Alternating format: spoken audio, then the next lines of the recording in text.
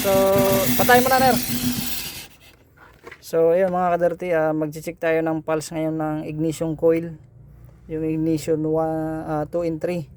Kasi ang wala nito ay, ang problema ay 4 and 2. So, na yan, mag-check tayo ng pulse ng papunta sa ignition coil, tapos power and ground supply. Yan na, naka-ready na yan. Sige, start!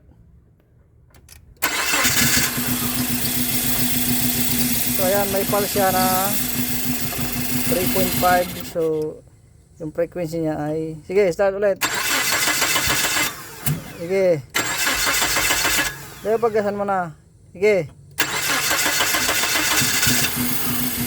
ayan, 20 na. Balik mo dito na, ano.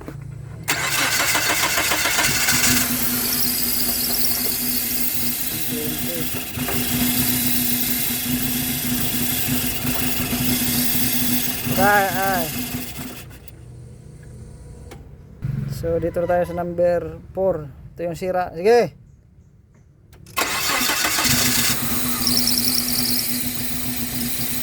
So ayan, meron din. Alas pares lang din. So